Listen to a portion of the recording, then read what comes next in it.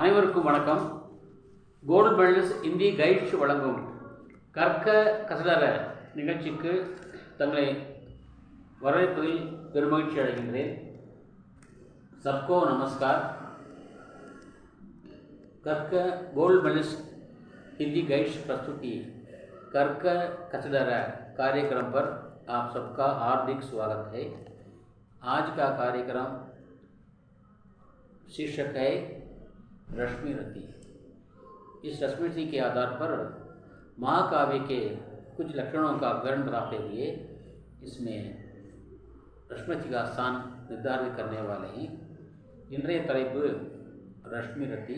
இதிலே மகாகாவியம் என்றால் என்ன, குறுங்காப்பு என்பார்கள், அது கண்டகாவியம் என்பார்கள். மகாகாவிய கண்டகாவிய இரண்டுக்குமான வேறுபாடுகளை சுட்டிக்காட்டியவாறு ரஷ்மி ரத்தி மகாகாவியமா அது கண்டகாவியமா, அல்லது இதே கருத்திலே இன்னொரு தலைப்பையும் வைத்துக்கொண்டு இன்றைக்கு நாம் ஆராய இருக்கிறோம். இன்றைக்கு இரண்டு வகையான பாடங்களை நாம் படிக்கின்றோம். இது பிரவீன் உத்ரா மாணவர்களுக்கு மிகவும் பயனுள்ளதாக இருக்கும் என்று நான் நம்புகிறேன். அனைவரும் பயன்பெற அழைக்கிறேன். என் பணியை தொடங்குகின்றேன். நன்றி, வணக்கம். रश्मि रति के आधार पर, महाकाव्य के लक्षणों के आधार पर रश्मि रति की आलोचना कीजिए. महाकाव्य के लक्षणों के आधार पर रश्मि रति की आलोचना कीजिए. उत्तर: आमुक हिंदी साहित्य के आधुनिक कालीन क्रांतिकारी कवियों में राष्ट्रीय कवि श्री रामधारी सिंह दिनकर का विशिष्ट स्थान है. आपकी रचनाओं में भारतीय संस्कृति व सभ्यता तथा गांधीवाद का प्रभाव भी பரிலட்சித் होता है. இவருடைய படைப்புகளில் இந்திய பண்பாடு மற்றும் நாகரிகம் மற்றும் காந்திய கொள்கை இவற்றுக்கான தாக்கம் நமக்கு தெரிய வருகிறது, தெரிய வருகிறது. रश्मि रति दिनकर का चरित्र प्रधान प्रबंध काव्य है. अதாவது कैरेक्टर बेस्ड एपिक இது. महाकाव्यात्मक दृष्टि से रश्मि रति प्रबंध काव्य की आलोचना करेंगे. महाकाव्य में சில இலக்கணங்கள் உள்ளன. அந்த இலக்கணங்களின் அடிப்படையிலே இந்த रश्मि रति काव्यத்தை பற்றி நாம் இன்றைக்கு அலசி ஆராய்வோம். काव्य का नाम रश्मि रति. कवि श्री रामधारी सिंह दिनकर. महाकाव्य के लक्षण. महाकाव्य के लक्षण இந்த பக்கம் நிரூபண். महाकाव्य के தத்துவம்னு சொல்லுவாங்க, லட்சணம்னு சொல்லுவாங்க, ரெண்டும் ஒன்று தான்.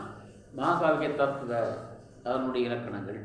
சரி, அதுக்கு ப்ரூவ் ஆகிருக்கிறதா இல்லையா என்று பார்ப்போம். ஒரு பக்கம் கேள்வி என்றால் மறுபக்கம் பதில். நிரூபண் रश्मि रति. महाकाव्य सर्गबद्ध होता है. महाकाव्य सर्गबद्ध होता है. படிச்சோம் இல்லையா? பிரதம சர்க்க, द्वितीय சர்க்க, तृतीय சர்க்க, அதாவது அத்தியாயத்தை அடிப்படையாக கொண்டது. முதல் அத்தியாயம், இரண்டாம் அத்தியாயம், மூன்றாம் அத்தியாயம் என்று தொடங்கும். ஆக महाकाव्य என்றால் सर्गबद्ध होता है.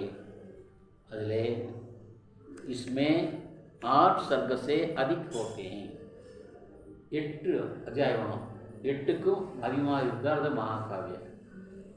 நம்ம பார்க்கிற அந்த 9 கேள்விகளுக்கும் பதில் பொருந்தி வந்தால் அது மகாகாவிய, வராவிட்டால் அது கண்ட காவியம். வந்தால் பெருங்காப்பியம், வராவிடில் அது குறுங்காப்பியம் என்று தமிழிலே சொல்கிறார்கள். இப்பொழுது மகாகாவியம் என்றால் சர்க்கபத்த ஹோதா ஹே, 8 சர்க்க சே அதிக் ஹோத்தி ஹே. வரிசைக்கிரமாக முதல் அத்தியாயம், தமிழில் ராமாயண பாலகாண்டம், अयोध्या कांडम सुनाल, किष्किंधा कांडम, அதுபோல सर्गबद्ध होता है. इसमें 8 सर्ग से अधिक होते हैं. 8க்கும் அதிகமான அத்தியாயங்கள் உள்ளன. சரி, ஆன்சர் பார்க்கலாமா, பதில் பார்க்கலாமா? रश्मि रति में सिर्फ 7 सर्ग हैं. मतलब 7 தான் இருக்கிறது. ஸோ இது வந்து ஃபஸ்ட்டே வந்து இங்கே வந்து அறிவிட்டு போச்சு. சரி, அடுத்தது நெக்ஸ்ட் महाकाव्य मंगलाचरण से शुरू होता है.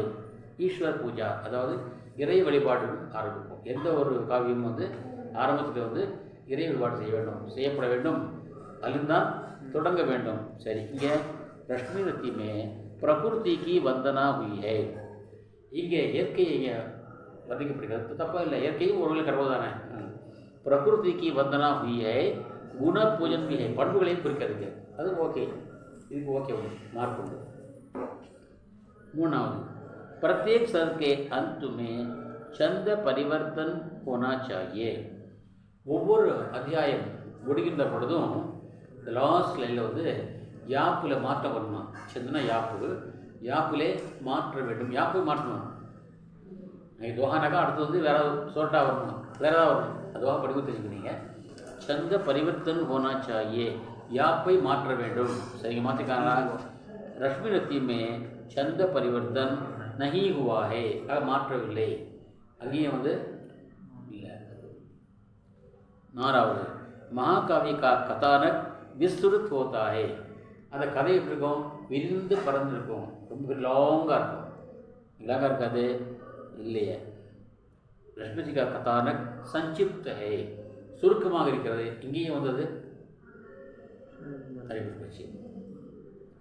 அடுத்தது, महाकाव्य में प्रकृति वर्णन, युद्ध वर्णन, नायक नायिका के सौंदर्य का वर्णन या सेना की कूच का वर्णन होना चाहिए. ஒரு பெருங்காப்பியம் என்றால் அதில் இயற்கையை பற்றிய வர்ணிப்பிருக்க வேண்டும், பிரகிருதி வர்ணன். அப்புறம் யுத்த வர்ணன், போரை பற்றிய வர்ணனை இருக்க வேண்டும். அல்லது ஹீரோ ஹீரோயினுடைய அழகை பற்றிய வர்ணனை இருக்க வேண்டும். नायक नायिका के सौंदर्य का वर्णन या அல்லது சேனா की कूच का वर्णन होना चाहिए. अब மூவிங் த ஆர்மி சொல்லுவாங்க, அந்த படைகள் நகர்ந்து போகுது இல்லையா, அதை பற்றி வர்ணம் வேணும். அதான் கூச்சுங்கிறது. சேனாக்கி அதாவது என்ன சொல்லுவாங்க, மார்ச் பாஸ் சொல்லுவாங்க. மார்ச் பாஸ், படைகள் வந்து மார்ச் பாஸ் செய்கின்ற வர்ணனையும் இருக்க வேணும். இதெல்லாம் வேணும். இருந்தாலும் மகாகாவிய இங்கே இருக்கிறதா என்றால் रश्मि रति में प्रकृति वर्णन है जो कम मात्रा में है. இயற்கையை பற்றிய வர்ணிக்கிறது, அது மிகவும் குறைவான அளவில் இருக்கிறது. யுத்த வர்ணம் है, போர் வர்ணம் பரவாயில்ல, தப்பு இல்லை. ஏதாவது ஒன்று தான் போதும். ராமாயணம் சில ஏதாவது ஒன்று தான் போதும். 6. खंडकाव्य के नायक को धीर वीर विरोधार्थ राजपुत्र या देवपुत्र होना चाहिए. இந்த காப்பியத்தினுடைய இந்த கண்டெடுத்து மகாகாவியம் போட்டுங்க. இந்த கண்டகாவியம் போட்டுருக்கு, மகாகாவியம் போட்டுங்க. மகாகாவியமே நாயக்கு, நாயக்கு தெரியுமா? வீரனாக இருக்கணும், தீரனாக இருக்கணும். தீர உதாத்த, தீரனாகவும் கருணை உள்ளதாக இருக்கணும். அதே நேரத்தில் ராஜபுத்திர, அவன் வந்து ராஜகுமாராக இருக்கணும்.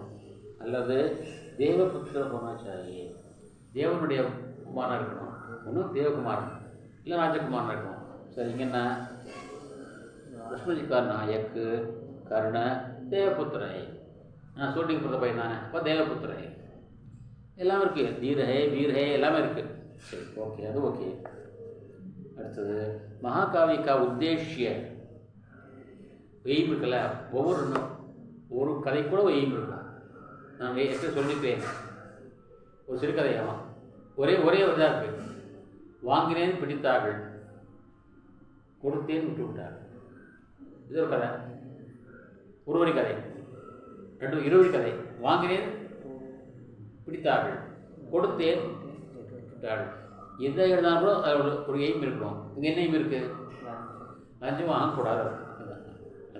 அது மாதிரி ஒவ்வொன்றுக்கும் எய்ம் இருக்கணும். சரி, அந்த எய்ம் மகாகாவிய நியமம் தெரியுமா? கண்டபடியாக சொல்லி ஏன் போய்க்கூடாது, என்ன வைக்கணும்? ஒன்று தர்மத்துக்காக வேண்டும், அதுக்கு வெற்றி கேட்கணும். சரி, அடுத்ததுன்னா அர்த்த பொருளுக்காக. இப்போ வந்து ராஜ்யத்துக்காக இப்போ மகாபாரதம் இதுக்காக பொருளுக்காக, ராமாயணம் இதுக்காக தர்மத்துக்காக. அடுத்த மனைவியை அபகரித்தல் பாவம், தர்மத்துக்காக. அதுபோல் அப்புறம் காம, தான் விரும்பிய பொருளை அடைவதற்காக நம்ம பார்த்தோம். பத்மாவதி படம் வச்சு பத்மாவதிலே அது எதுக்காக போகிறான் ரதத்தேன்னு, அது வந்து பார்த்தா நமக்கு லவ் ஸ்டோரி மாதிரி தெரியும். ஆக்சுவல் லவ் ஸ்டோரி கிடையாது. அது இந்த பத்மாவதிங்கிறது வந்து பரமாத்மா, அந்த ரத்தசேனங்கிறது வந்து ஹீரோ வந்து ஜீவா.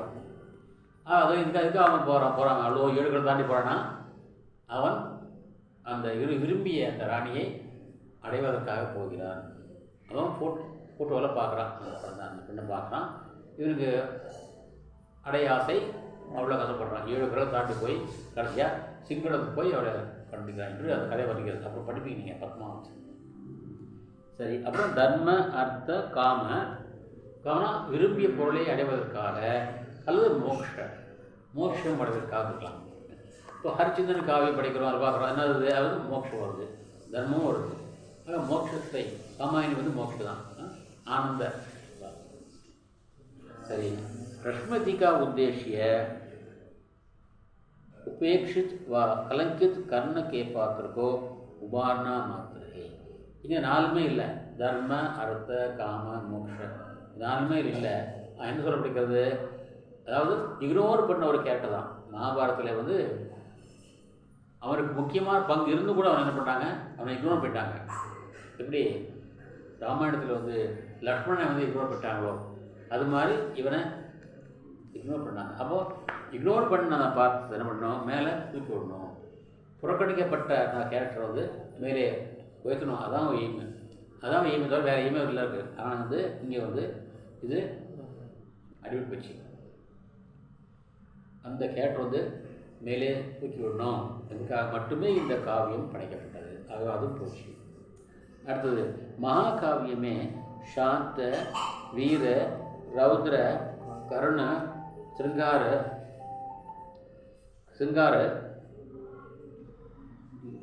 आदि रसों की प्रधानता होनी चाहिए. सरी इन्ना रस वेणुना, शांत रस वेणुम, वीर रस वेणुम, रौद्र कोपम वेणुम, करुणை வேணும், சிங்காரம் ரொமான்ஸ் அந்த சுவை வேண்டும் ஆகிய ரசங்கள் 9 இருக்கலாம், தப்பில் 9 இருக்கலாம். ஆனால் இதாவது மெயின், இவைகள் முக்கியமானதாக இருக்க வேண்டும். அங்கிய ரஸ் சாரி மொத்தம் வந்து சப்போர்ட்டிவ் இருக்கலாம், அங்கே சப்போர்ட்டிவாக இருக்கலாம், எல்லாமே இருக்கலாம், தப்பு இல்லை. நம்மளோட இருக்கலாம். ஆனால் மெயின் 4 இருக்கணும். இது சாந்த வீர ரௌத்ர கருண சிங்காரம். இது ரஸ்மினத்தி வீர் ரஸ் பிரதான் है. ओके வீரச்சுவை நம்பியது. கர்ண கி துர்தஷா மே, கர்ணுடைய பரதாவை நோயை பார்க்கும்போது என்ன வருது, கருண் ரஸ் இருந்தார். இந்த கருணை இங்கே நமக்கு தெளிவாக. महाकाव्य का अंत अधर्म पर धर्म की विजय निहित होना चाहिए. அதர்மத்தை தர்மம் ஜெயித்ததாக இருக்க வேண்டும். மகாகாவியம் வந்து அதர்மத்தை தர்மம் ஜெயித்ததாக இருக்க முடிக்கணும். स्मृति के काव्य का अंत कर्ण की मृत्यु के साथ होता है. கர்ணனுடைய இறப்போடு இருக்கிறது, அதுவும் வந்து இல்லை. ஆகவே இது வந்து மகாகாவிய அல்ல. என்ன காவியம் இது? खंड काव्य. खंड काव्य उपरोक्त विवेचन के बाद मेलखंड आयु के பிறகு हम इस निर्णय पर पहुँचे हैं कि लक्ष्मीवृत्ति महाकाव्य नहीं है. மேற்கண்ட ஆய்வுக்கு பிறகு நாம் எடுக்கின்ற முடிவு என்னவென்றால், இந்த தத்துவத்தின்படி பார்த்தோம் என்றால் மகாகாவியம் என்று லிஸ்ட்டில் வந்து லக்ஷ்மிவதி வந்து வராது. ஆகவே खंड काव्य है. இது வந்து குறு காப்பியம் மட்டுமே, பெருங்காப்பியம் அல்ல. சரி, काव्य की विशेषता. சரி, ஒரு காவியம் சிறப்பு எப்படி இருக்கணும்? खंड काव्य में चलचित्रण के सहारे भावों की तीव्र व्यंजना होनी चाहिए. ஒரு மகாகாப்பியம் பெருங்காப்பியம் என்றால் அந்த கேரக்டர் உதவியோடு என்ன செய்யணும், உணர்வுகளை தீவிரமாக வெளிப்படுத்த வேண்டும். தீவிர व्यंजना होनी चाहिए. தீவிரமாக கருத்துக்களை உணர்வுகளை வெளிப்படுத்த விளக்கம் தேவை. लक्ष्मीवृत्ति में महारथी कर्ण के हृदयस्थ भावनाओं का प्रदर्शन कवि ने किया है. இது வந்து கண்ணனுடைய இதயத்தில் கிடைக்கின்ற அத்தனை உணர்வுகளையுமே மிக தெள்ள தெளிவாக கவிஞர் சொல்லியிருக்கிறார். அது ஓகே, சிறப்பு தான். साथ ही वर्तमान सामाजिक समस्याओं का चित्रण भी कवि ने प्रस्तुत किया है. தற்போதைய சமுதாய நிலை பற்றிய படைப்பு இங்கே கவிஞர் இங்கே படைத்திருக்கிறார். इसलिए रश्मि रति समस्या मूल खंड काव्य है. அது problem based Epic. Problem based அது பிரச்சனைகளை கருவாக கொண்ட அடிப்படையாக கொண்ட ஒரு குறுங்காப்பியம் தான் रश्मि என முடிவு நாங்கள் வரலாம். निष्कर्ष इस प्रकार रश्मि रति सफल खंड काव्य सिद्ध हुआ है. இவ்வாறாக रश्मि रति ஒரு வெற்றிகரமான குறுங்காப்பியமாகிய ப்ரூஃப் ஆகியிருக்கிறது. कुछ विद्वान इसे சரித்திர பிரதான் மகாகாவியம் மாற்றி, சில பேர் இது பெருங்காவியமாக கருதுகிறார்கள். ஏனென்றால் இது சரித்திர பிரதான் மகாகாவியம், கேரக்டர் பேஸ்டு மகாகாவியம். அதனால் இலக்கணப்படி இந்த மகாகாவியம் அழைக்கப்பட மாட்டாது. ஆகவே இது நிறைவு செய்கின்றேன். இதன் தொடர்ச்சியாக இதே கருத்தோடு மகாகாவியம் என்றால் என்ன, அந்த மகாகாவியம் சுரமனமாக இலக்கணம், அந்த இலக்கணத்துக்கு தகுந்த ஒரு காவியத்தை எடுத்துடாமோ ஆராய்வோம். இங்கே இது பொருத்தமாக இல்லை, அடுத்து என்ன பண்ணுறோம், பொருத்தமான ஒரு காப்பியத்தை எடுத்துலாம் சற்று ஆராய்வோம். சரி, இது என்ன பண்ணுறோம்னா இதே சேம் பொருத்தம் தான். महाकाव्य के आधार पर किसी एक महाकाव्य की आलोचना कीजिए. किसी एक महाकाव्य की आलोचना कीजिए. ஏதேனும் ஒரு பெருங்காப்பியத்தை பற்றிங்க ஆய்வு செய்யுங்க என்று இங்கே சொல்லப்படுகிறது. 38 पुरुष संख्या 38 है, 38 है. महाकाव्य के तत्वों का परिचय देते हुए किसी एक आधुनिक महाकाव्य को महाकाव्य कसौटी पर कसिए. इसका टॉपिक होगा काव्य के रूप. काव्य के रूप. काव्य के रूप.